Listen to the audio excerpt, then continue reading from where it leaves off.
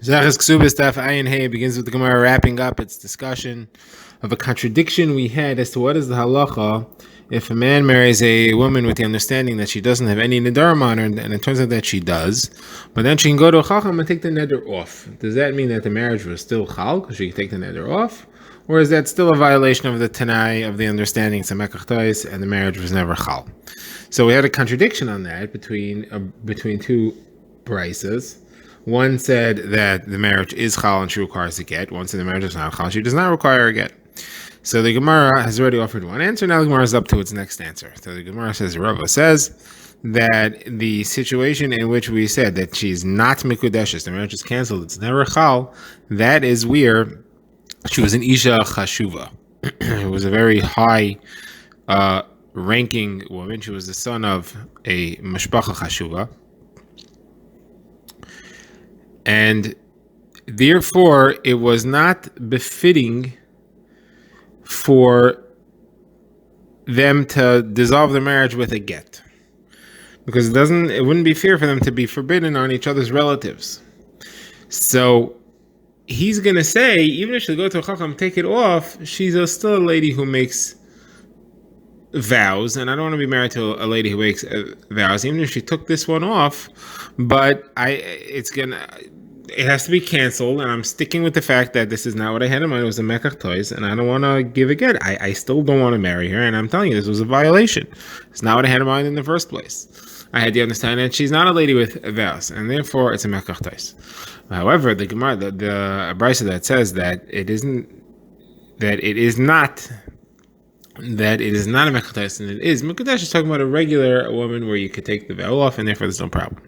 So Gemara asks, the problem is that in the next Mishnah it talks about where the man is the one who had the vow on him, and he takes the vow off. And over there we said that it's not mekudeshes. So obviously that's referring to a case where he was not chashuv. If he'd be chashuv, he'd have the same problem.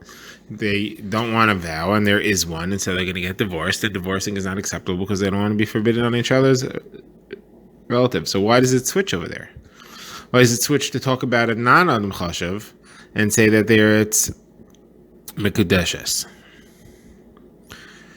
So the Gemara therefore says the answer is that the woman doesn't care. Even if she is from mashpacha chashuva or he's from mashpacha chashuva, she still prefers to be married to him. So therefore they are mekudeshes, even if he's an adam chashuv and he still has vows on him.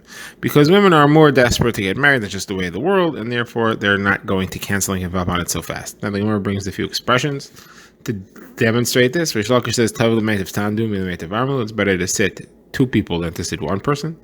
Abaye says somebody who's married to a very short man is still very proud of herself, and she still puts her chair between the princesses as if to say, I'm also married.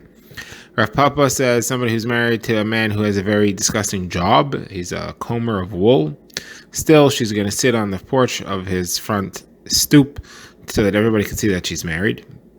Rashi says someone who has something wrong with the family, there's rumors about the family, still she's happy to make him food for almost no money just so that she could be married and she could be part of the mishpacha. So Gemara says in all these cases the woman's actually going to be mizaneh. She doesn't really want to be with her husband, she despises him, and there's no real relationship here. The only reason she wants to be married is so that she can be mizaneh, and if she gets pregnant she doesn't have to worry about being caught out because she's married, so she could blame the child on her husband.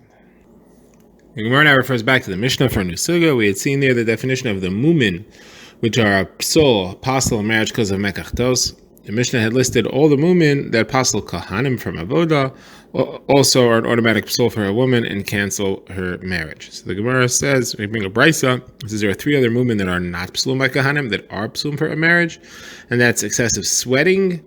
A shuma is a type of hole in the skin, and we'll define it soon.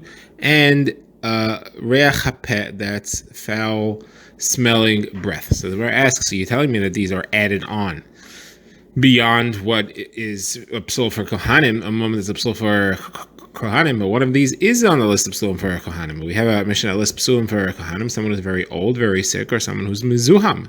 Mezuham means contaminated, but it generally means that smells. So you see, smell is a problem. And the whole problem with sweating is that somebody who sweats smells.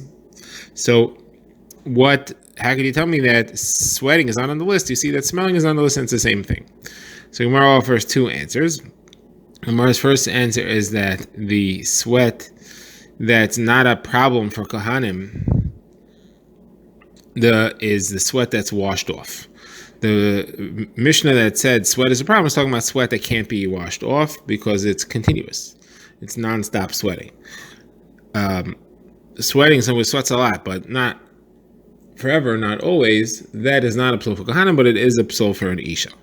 Whereas the second answer is that sweating and smelling are not quite the same thing. The case of Kohanim, it's not a psul because they could always wash it off. They could wash off the sweat. Sweat would not be an issue. When we said that smell is a problem, smell is where the skin, the body smells be'etzem, and there's no way to remove it. Sweat you can wash off with sour wine, unripe wine, and you'll take off the issue. Smelly breath you could also remove with a sharp pepper. Therefore, these are not psuls for Kohanim. However, for a woman, sweating is a psul, and breath you can't solve it by keeping a pepper in your mouth because he has to talk to her all the time. She can't keep the pepper in her mouth all the time. Gemara now talks about the second item on the list, which is the shuma, which is a mole, a hole in the skin. So the Gemara asks, again, you're telling me that this is a mum on a woman, which is not a mum on Kohanim. So I'm going to ask, what type of shuma are we talking about?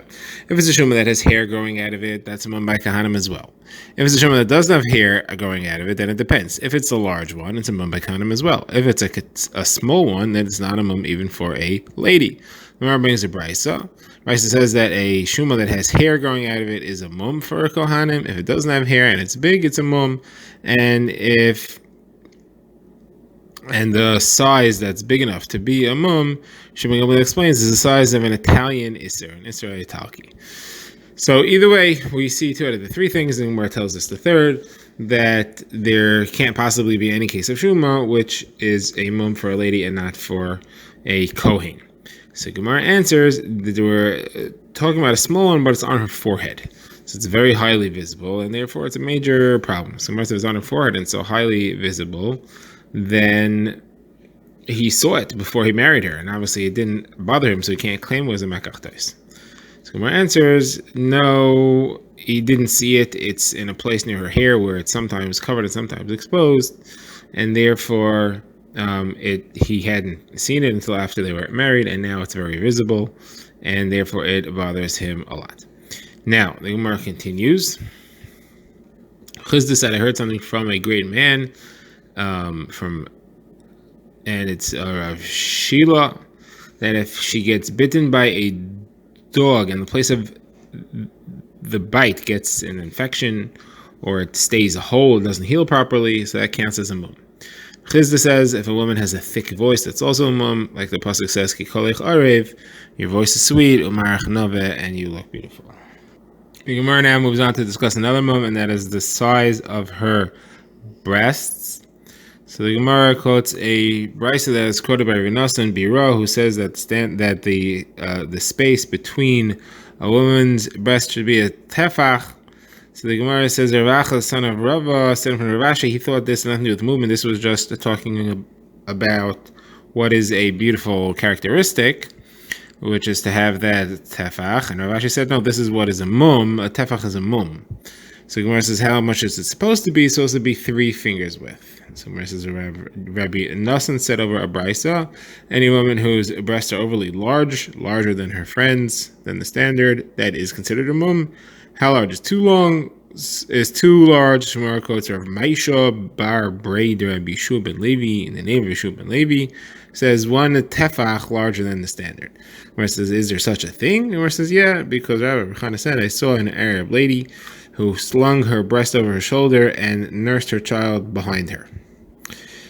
Having quoted Rav Maisha, the Gemara quotes another thing from Rav Maisha. The pasuk in Tehillim says, "Uletzion ye omar ish ve'ish yulad ba v'hu yichayneneha elyon." And about Eretz Yisrael, everybody's going to say, "Oh, you were born there, you're from there, bring me there." Everybody's going to be hungry to get to Eretz Yisrael. So Gemara says, "What is the ish ish?" It refers to somebody who was born in Eretz Yisrael and somebody who has tremendous longing to visit Eretz Yisrael. Both of them will be considered with this chashivos. Says Abaye, one Talmid Chacham in Eretz Yisrael is as sharp and as smart as two Talmid Chacham from Chutz La'aretz. Rava said, but if one from Chutz La'aretz goes to Eretz Yisrael, there he'll be as smart as two of those Talmid Chacham over there. Because you see, Rabbi Yirmiyah, when he was here, he didn't seem to know much. He didn't know what the Rabbanim were talking about. When he got to Eretz Yisrael, he became such a Talmid Chacham that he would call us the foolish Babylonians. Now we begin the next Mishnah, which focuses again on the halachos of mumin, and it talks about when we can assume that a mum is the responsibility of the father, when is there the responsibility of the husband. So the Gemara says, if a woman was found to have a mum while she's still in her father's house, that's after Erusin, she's still living at home, they discover that she has a mum, and they want to cancel the marriage. If the father claims, she still gets her ksuba because the mum happened after the Erusin, and therefore the husband had already married her, and it's his possession, as it were, that got messed up. While the husband claims, no, this mum was here before the kedushin, and therefore was a mekach tois. Therefore, he doesn't want to give the ksuba. So the halacha is, as long as she's still in her father's house, the father has to prove that the mum just came and it wasn't there before. On the other hand, if she had already moved into the husband's house and then the mum was discovered, the husband has to prove that the mum was there before kedushin, and the burden of proof is upon him. Otherwise, we'll assume that the mum came after kedushin, and it's his responsibility, and he owes her ksuba if he wants to cancel the marriage and divorce her and send her away. Now, says the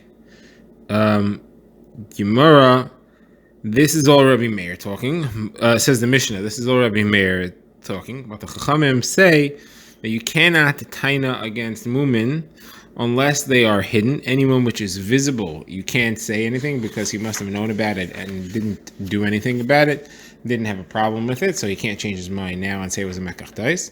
And in the city, it has a bathhouse, even a hidden mum, you can't claim that because every man will have his relatives, his female relatives, make sure to use the bathhouse at the same time as his prospective bride to make sure that she has no mum. And therefore, if there was any mum, he must have known about it, and it obviously didn't bother him. He can't claim anything now. We now begin the Gemara, which gets into the sugya of chazaka, cheskas mammon versus cheskas haguf. So let's define cheskas mammon. Cheskas mammon means that the person who's holding the money gets to keep it. We don't take money away from him without a proof. We assume if he's holding it, it must be his. Cheskas haguf means if we know that a certain physical condition or halacha condition existed on a body, we assume it didn't change until the last possible moment. So the question over here is, when did this mum arrive on the body of the woman? So Kesubos Daf says it probably happened in the last possible moment, and it happened after the Erusin, and therefore the husband owes the ksuba. It's his problem. Cheskas Mammon, though, says that the husband is the one who's holding the money. You have no right to take it away from him. So here, Kesubos Daf and Cheskas Mammon are against each other. So Gemara is bothered. Who is the author of this Mishnah? Why does he say it depends on whether she moved into his house or not? The husband's the muhsik. There's a Cheskas Haguf against him. We have a machlokes between Rabbi Yeshua and Rabbi Gamliel. In a situation like this, who wins?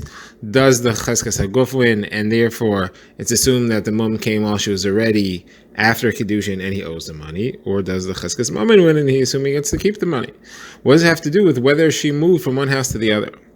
So the Gemara therefore looks for an explanation. So the Gemara says that the first pshat is said by Rav Ashi, and he says that really it has nothing to do with whether she moved. It's one is the Reisha and the Seifa. One is Rabbi Yeshua, one is Taka Rabban Gamliel. They're different people. Rabbi Yeshua would say in all cases we would follow the Cheskas Mammon. Doesn't matter if she moved or not. And we would say in all cases we follow Cheskas Haguf. And our second answer is to say Rabbi Gamliel only says you follow Cheskas Haguf when there's no Cheskas Mammon against. And therefore here he would go with Cheskas Mammon. Now how does that answer the question? So the Gemara says you need a concept of kanimtza kanhoy, which is another chazaka, which says that wherever you find something, we assume that's where it was originally created. So if she was in the husband's house when the mum was found, we assume that it was created in his house. If she was in the father's house when the mum was created, we assume it happens in the father's house. Now the Gemara just brings a brisa that shows that Yeshua's opinion. Brisa is talking about hilchas tzaras. Over there, the halacha is that if a certain type of nega called a Baharis appears on hair. So it depends if there's white hair. White hair is a sign of tumah if the whiteness of the hair came after the Baharis arrived. If it was white before the Baharis arrived, then it's not a sign of tumah. So what happens if there's white hair in the Baharis and you don't know if it was white before the Baharis came or not? So the Tanakama says it's a suffix. You have to go l'chum, you have to do mentamehim. Rabbi Shua says no. You assume that the Tzaras came at the last possible minute, and therefore you assume that it was white beforehand, and therefore it's tahar. So he's going with cheskas haguf. So either way, the Gemara's question is that you seem to be saying there's a concept of kan nimtza kan hoya. If that's true, so then why do we need the husband to bring proof that the mum was there before the erusin? Let's say the husband only manages to bring proof that the mum was there in the father's house before she moved. So then that's the kan nimtza. The kan nimtza is in the father's house. So the kan nimtza is in that father's house, so you should say kan haya, that's where it arrived, and therefore you should assume that therefore it was there before erusin, and he doesn't know the ksuba. So there's a Gemara, because over there's another chazaka. Even if you claim that the mum happened before Kiddushin, he must have known about it. There's a chazaka, a person does not drink a cup until he checks it. Meaning to say he doesn't marry a woman until he finds out what the story is. So if that's true, so he must have already found out that she has a mum. And if he knew that she had a mum and he married her anyway, so that means that he didn't mind. So says the Gemara, so therefore you have two chazakas. From the one hand, the Pashta says that the mum was there after the chuppah, after the kiddushin, because of cheskas haguf, that says it came as late as possible. On the other hand, even if it was there before, he probably knew about it and was meichelet. He didn't mind it. So the fact that you have a cheskas mum and the fact that you have a kan nimtza kan hoya is not an issue. So Gemara says if that's true, so then even if you found the mum before kiddushin, assume that he was meichelet. Obviously, you don't assume people are meichel mum. So here also, you shouldn't assume people are meichel mum. So Gemara says no, because before kiddushin, you wouldn't. If it was found before kiddushin, you wouldn't have a cheskas haguf. Because cheskas haguf wouldn't be able to say that it probably came after kiddushin. Right? You found it before kiddushin. It's only where it was a cheskas haguf. So you have two things together. On the one hand, you take care of the tzad that it was there first, because you have cheskas haguf, and on the other hand, even if you knew that it was there first, you'll say that he must have been meichel. That's where you'll say that we'll assume that he's responsible for it and he has to pay.